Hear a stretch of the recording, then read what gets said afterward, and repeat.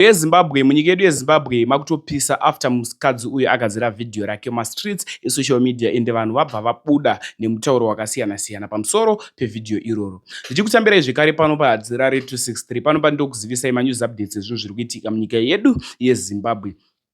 Kana uchiri munyowani, please don't forget to subscribe nekutena on the notification bell kuitira kuti patinodzoka neamwe manews updates uchange uchingozvionera. Vadikani, support yenyu inotisvitsa kure. Rambai muchititsigira muchitisapota. Vadikani, sekuziva kwamunhu zviita manews updates epanapa tinouya noti kamabatanidzwa togona kufamba nawo ari 22 kana kuti ari 33. Ndichaisa video ravice president vemunyika ino yeZimbabwe vanova ivo vachiwenga. Ndichaisa video ravo. First update ividhio remukadzi uyo anga achitaura zvaakaitwa kutreatwa kwaakaitwa after aenda kunotenga maspa. Vadikani, reason yabuditsa kuti pfungwa yabuditsa anga achiti maZimbabweans afarirwe kuti sepo wakaenda sekuchida unotenga pakasvika murungu zvinonzi iwewe mutema chimbomira munyika ino yeZimbabwe. Murungu ndiye anotanga kusevhwa, ndo mutauro wanga achizvita ende ndo zvaakaitwa. After aitwa izvozvo akabva anzi waba.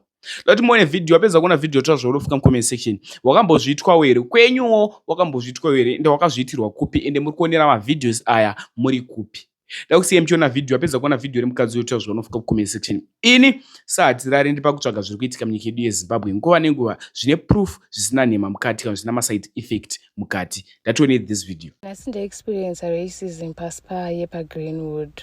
After that ndikanzi ndaba. I am not happy. My voice is shaking ndabatikana and I do not expect kubatwa zvakadaro munomu munyika medu. So what happened is tenda unotenga mapai edu before lectures anditi. Just a quick one.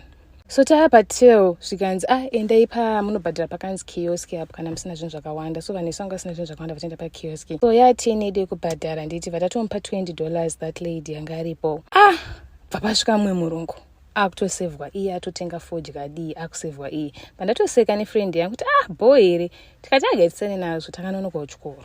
Iye bva azonyora receipt apedza kusevhana nemurungu wake. Bva vanyora receipt rangu nandine friend yangu anditi takutobata tunhu tiendi zvikanzi mari yacho tikati takupa 1 mari.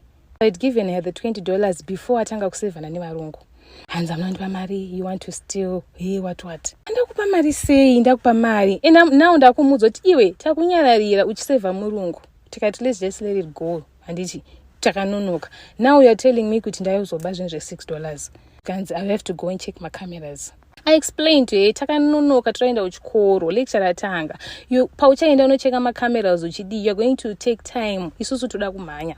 Kanzi kweza ndikwanisa kupa musina ndipa mari hererere. Anyways vaenda vanocheka macameras and obviously tatamba mari. Chaka ndingageze, do I look like mbava? Guys, do I look like munhu anoenda unoba zvinhu $6 mushop? I am pissed ndatsamwa ndabatikana. I expected better. And why is it kana pakaita murungu mablacks and outtreat among mablacks kunge tisiri vanhu? Did you even get a tip nemurungu yewasevha ukatiita unge vanhu vasina kukwana or because papa nemurungu? So when I tried to complain, the lady was quick to say, hey, I'm the supervisor. Nikati inini I'm going to post this because this service yakadhakwa. And you know, guys, do I look like munhu anoenda unobam spa? Do I look like I don't have $6 zvekuti ndingabva ndaembarrasswa pane vanhu? That was embarrassing. Tachokwadika, I'm not happy. Voice rangu rikusheka ndabatikana ndaboekana. I don't like to spread negativity, but zvandaitwa nhasi zvandibowa. Need to do better. Muspa imomomo. Pa Greenwood, just after Showgrounds, that new shopping complex. I may not Greenwood, I may not ipapo. And then just because someone is black, it doesn't mean kuti namari yekubhadhara. Do better. Tachokwadi. It's always our fellow black sisters and brothers vanoda kutidzikisira.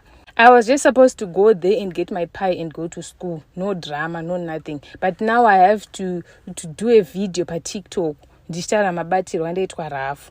Or because someone anofunga kuti kana munhu ari murungu anofanira kusevhwa before mablacks. Opedza wondiaccuser of stealing $6. Haana kana mboapologizer. Angoya akatigashidza kamari kedu tikaenda and we had to wait for 30 minutes or so.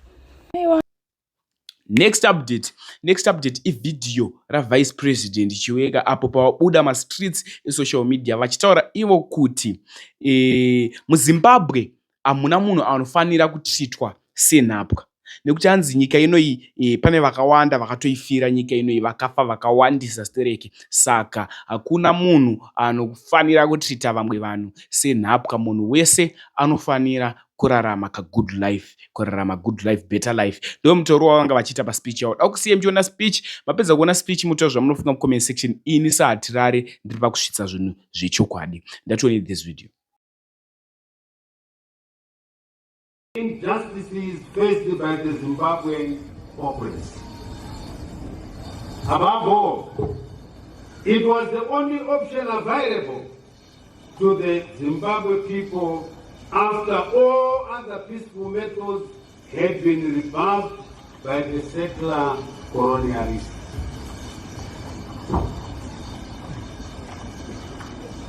We remember the bravery of our freedom fighters, the wisdom of our leaders, the sacrifices of our people.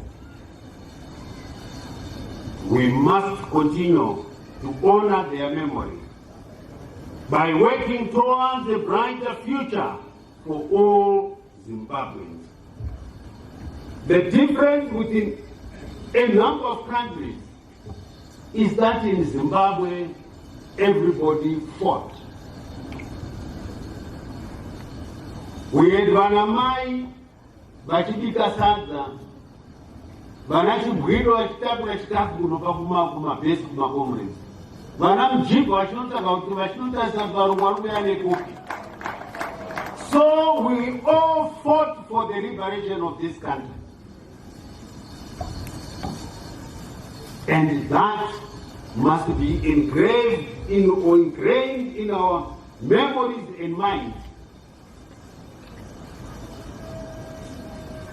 And that should never be anyone try to rub it off, because everyone fought for the liberation of our country, for the brighter future of all Zimbabweans. As we move forward, let us draw inspiration from our history and heritage, striving to build a nation that is just, equitable, and prosperous for all. Comrades and friends, the independence frame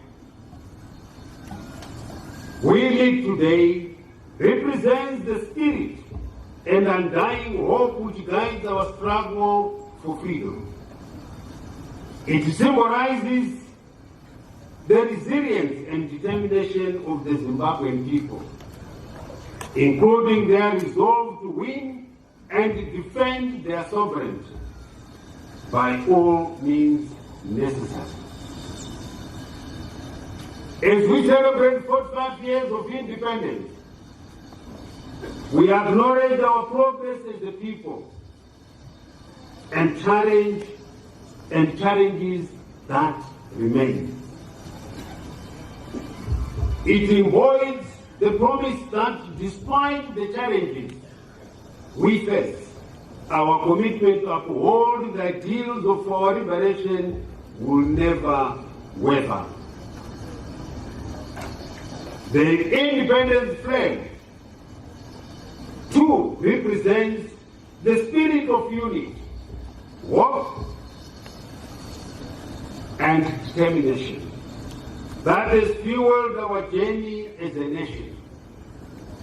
This flame serves as a guiding light, illuminating our path forward and reminding us of the values we cherish: freedom, dignity, and respect of our sovereignty. Comrades and friends, let me conclude by urging us all to recommit ourselves to the values and principles that guided our liberation struggle. Let us strive to build a brighter future for ourselves, our children, and generations to come.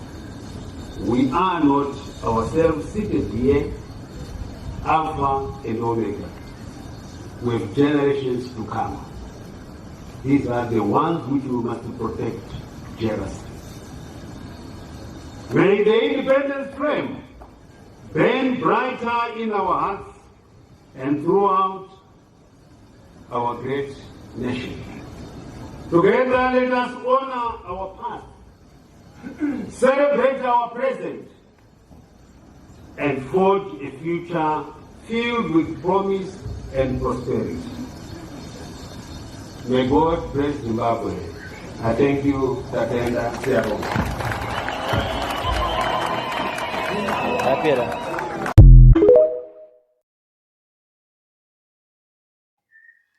Next update ividhiyo remurume uyo. Murume uyu anoti turi chidumbu chake achipinda mutauni kunobira vanhu. Badikani kana wakubira zira ramai vako ende kuba kwakashata kana uri mbavha gara wachera pasi chikomba usvipa. Doti titaura zvadofuka mucomment section ende pic remurimo iyeye pavidhiyo ranatsobuda. Tinoda kuti tifambise this video risvike kune hama neshamwari oziva kuti iyi imbavha musamutrust ndo mudiro wazviri kuita ende angangoti turi tumaziso twake kunge munhu amedza sipo. Much love. Ndo anobira vanhu anditi chichakadaro ichocho. Nanzi kandai bag pass amunyari. Chembere yakadai so mungada kubira chembere yakadai so yamunyari. Imbavha iyi. So my mom almost lost her phone parrot pot with this guy. Vasvika muzasi mai yangu kusvika wazezi ranzi donedza handbag pasi mundipe phone munyara musatomboitika na noise. Asasangana nazvo mai vangu havaitiro izvozvo. Anyway, look out for this guy anenge ari parrot pot pana 4th pipe ndo paanobira vanhu mafoni ipapo.